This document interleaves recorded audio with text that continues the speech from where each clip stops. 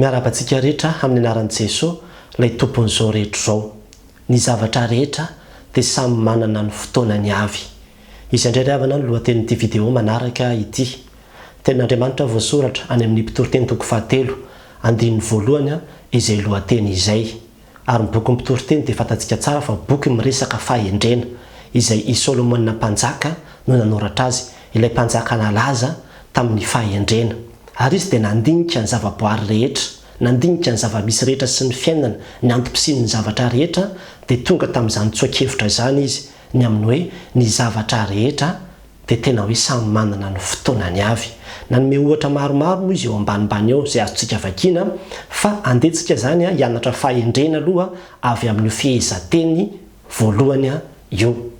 Ny zavatra azontsika tsoahana voalohany amin'izany dia ny hoe voafetra ny zavatra rehetra. Il y a un temps fixé pour tout. Zay ny ambaran'ny Baiboly teny frantsay sasany azy. Zany hoe misy limite, efa fixé mihitsy zany hoe ny zavatra rehetra ety ambany masoandro dia efa fixé hoe eto misy fanombohana ary eto misy fiafarana daholo. Ary dia tena zany mihitsy.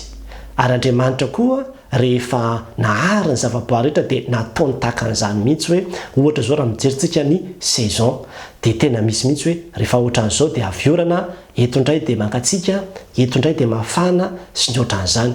Ary na mijery arintsika ny toko hoe ny biby izay noforon'Andriamanitra dia tena misy mihitsy hoe raha ny akoho zao ohatra dia hoe amin'izao ny akoho no maneno, dia ohatran'izao ny zavaboary matory, dia ohatran'izao indray no mifo, dia eto indray ny raozy no mamoa, eto indray n'izao dia misy fotoanany daholo dia velona dia misy fahafatesana dia ohatran'izany daholo ny zavaboary rehetra. Ary any amin'ny Romana toko 9 dia efa izay mihitsy hoe nampanekena ho amin'ny lalàna mihitsy ny zavaboary rehetra dia ilay lalàna ny fahalovana.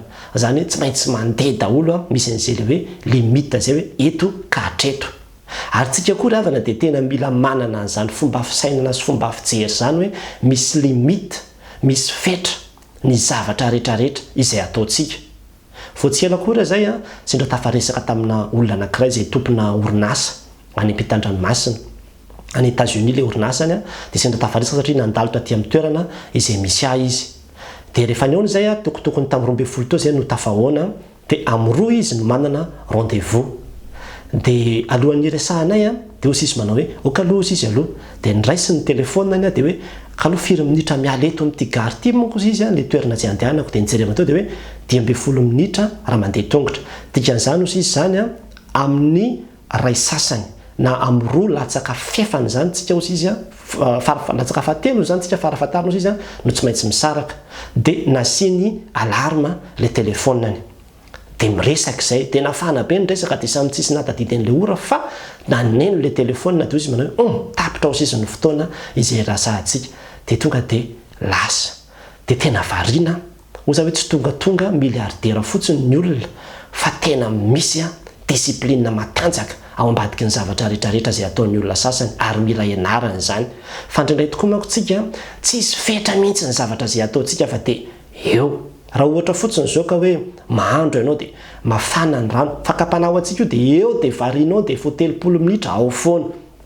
Tahaka izany koa na dia ny fanaovanao Facebook ary dia asivy limite, asivy fetra hoe eto ka hatreto. Na dia ataoko fotsiny aza hoe ny fiainona toriteny dia mba asiana limite koa fa tsy paraparivan'ny andro dia hiainy toriteny foana dia tsisy miditra akory ilay izy. Asivy fetra ny daholo ny raha rehetra izay ataontsika. Ary tsika rehetra ao anatin'izany fa na izara dia mbola mianatra ao anatin'izany koa. Fa raha tsy izany tsika dia tsy tafavoaka fa fahendrena zany.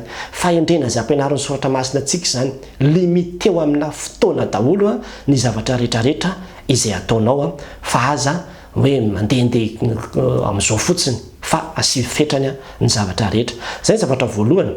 Ny zavatra faharoa dia izao koa nefany ny dikan'izany koa hoe ny zavatra rehetra dia samy manana ny fotoanany dia hoe misy farany daholo zany ny zavatra rehetra. Misy farany daholo ny zavatra rehetra. Ary mijerisika ny soratra masina nalaza ny izany atao hoe Egypta zany. Efa 100 taona ny zanak'Israely nandevozina tao fa misy farany daholo ny zavatra rehetra. Nalaza zany Nebokadnezara mpanjaka zany, nalaza zany Babilôna, ny Persiana sy ny ohatran'izany fa nisy farany daholo ny zavatra rehetra. Ary na dia ataoko hoe nisy voninahitra ngeza be ary zany atao hoe tempolin'i Jerosalema zany rindrina kely sisa mba mitsangana amin'izany raha makany Israely anao amin'izao fotoana izao. Misy farany daholo ny zavatra rehetrarehetra ary mila mahafantatra an'izany tsika ry havana. Andray mandeha nisy nanontany hoe ahoana pastera mahakasika ilay projet izay nataonareo ohatran'izao sy ohatran'izao iny, maninona ilay izy ny tsy mitohy intsony? Toy izany hoe rehefa tsy mitohy dia tsy mitohiko. Misy farany daholo ny zavatra rehetra fa tapitra zany, zay zany ny andron'ilay izy nanomboka ilay izy tamin'ireny fotoana ireny dia tapitra ilay izy dia zay dia tapitra.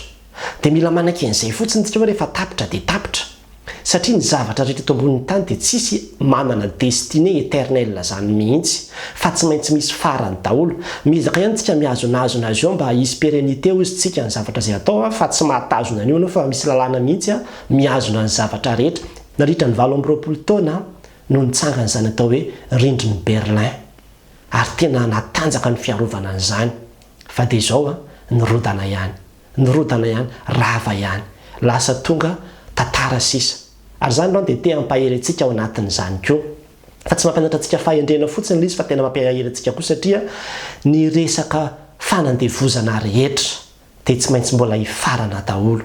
Ary raha mijery ianao ny Romanina 9:20 dia tena zany mihitsy hoe manana fanantenana isika ho izy fa izao zavatra rehetra izao dia mbola ho vitsorana, mbola ho afahana amin'ny fanandevozana dia ny fahalovana zany.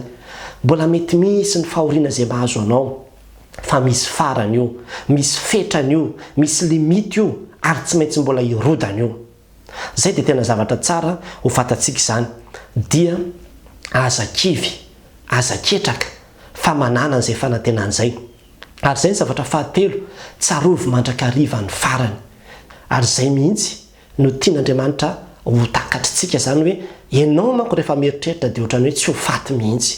Ohatrany hoe tsy hisy farany mihitsy ny zavatra izay atao fa dia faly, dia mieritreritra hoe tsy ho tapitra mihitsy ity fiainana ity. Tsy maintsy tapitra io ry havana, tsy maintsy mijanona io, na tiantsika na tsy tiantsika, lalàna tsy maintsy mipetraka izany. Mbola ho avy ny fotoana izay tsy maintsy hoe hitsahatra amin'izay ny fitepon'ny fonao, hitsahatra amin'izay ny vavanao tsy afaka hitentsony, hitsahatra amin'izay ny tongotrao tsy afaka hetsika intsony. Ary mila mahatakatra an'izany tsika, mila mandinika an'izany tsika. Ary na dia izao tontolo izao ty ara dia mbola ho rava sy ho potika tsy misy mihitsy. Ary itsika tsiraray avy izao dia samy tsy maintsy mbola andalo sy ala eto amin'ity tany ity daholo satria izay ilay farany. Ary zany ny fahafantarantsika an'izany mahatonga antsika handana fo endry, handana fo mahatonga saina hoe aleo tena hoe mandinika tsara ny zavatra izay atao fa misy farany. Zany no mahatonga ny olona miteny manao hoe ny 9 anao fa ny ray andro an'Andriamanitra. Misy farany ny zavatra rehetra izay atao fa aza mieritreritra n'izany hoe tsy misy farany io ratsy izay ataontsika io fa tena misy farany io ry havana. Ary raha miresaka an'izany tsika mieritreritra hoe ny farany dia mieritreritra mihitsy koa ilay fahafatesana ny zavatra hitranga orina ny fahafatesana. Dia ianao izay variana amin'ity fiainana ity, sondriana amin'ity zavatra rehetrarehetra ity, tadidio fa mbola misy ny farany. Ary ho avy izany fahafatesana izany izay ny tena olana dia izao tsy fantatsika hoe roviana ilay farany. Aza manjeny andro lava fa misy farany ny zavatra rehetrarehetra. Ary dia izao ny zavatra tsara ho fantatsika ankehitriny hozy ny tenin'Andriamanitra. Raha mbola maheno ny tenin'Andriamanitra ianao aza manamafy ny fonao, aza manamafy ny fonao fa meteza anatona an'Andriamanitra satria tsy fantatra hoe roviana no tonga ny farany, roviana no tonga ny fotoana izay hialanao eto amin'ity tany ity. Dia aza mangatakandro fa izao no fotoana izay anatonantsika an'Andriamanitra. Io ilay ambaran'ny tenin'Andriamanitra hoe taona ankasitrahan'i Jehova, ilay fotoana ny famindram-po, ilay fotoana ny famelan-keloka. Raha mbola anio ianao no manantona an'Andriamanitra ka mangataka ny famindram-po ka vonina hibebaka dia tena miteny aminao fa mbola amindra fo aminao Andriamanitra. Fa rehefa mikipy ny masonao ao aorianan'izay ny ray segondra aorianan'izay dia fa tara loatra. Ary tantarakely anankiray namarana azy nisy mpivady izay nanana ny trosa daholo ny ankabetsahan'ny olona teo amin'ilay tanàna.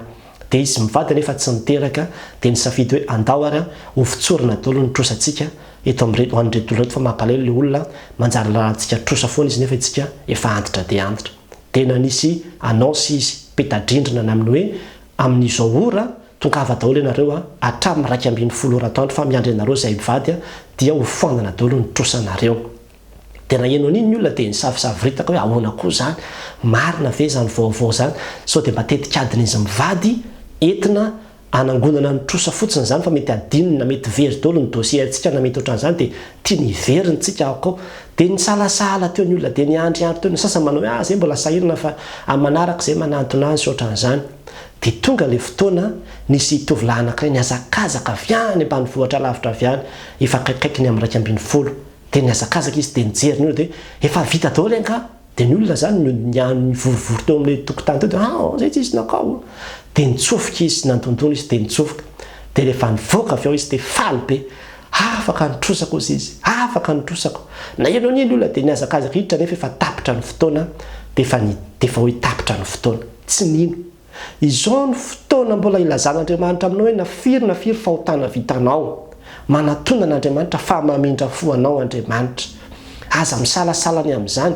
aza manjeny andro lava fa rehefa tonga ny fahafatesana zay anao viazakazaka efa tapitra ny fotoana riavana fa misy fotoana ny zavatra rehetra ary izao fotoana antsika izao dia fotoana ny fahasoavana zao zany ny fifalitsika fotoana ny fahasoavana zao fotoana ny famindrapon'Andriamanitra zao ka dia araroty n'Andriamanitra rery any ny voninahitra amen azavela mandalo remiteny na ikipina kuri azavana azamana mafene funafau ka ufunzena zawani mizana fana una nusiza ani mizani ufunzena bayana nasiza ani mizana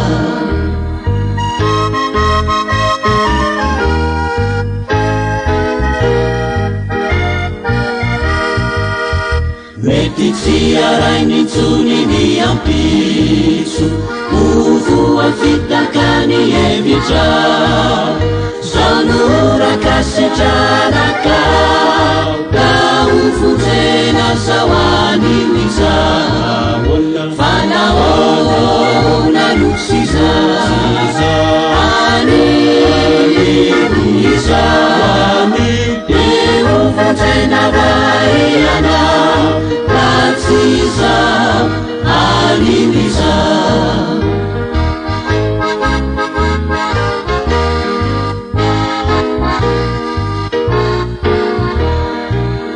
Simandana izanizareni tupu Zaiteira fanai amini Manekena ya sabetanika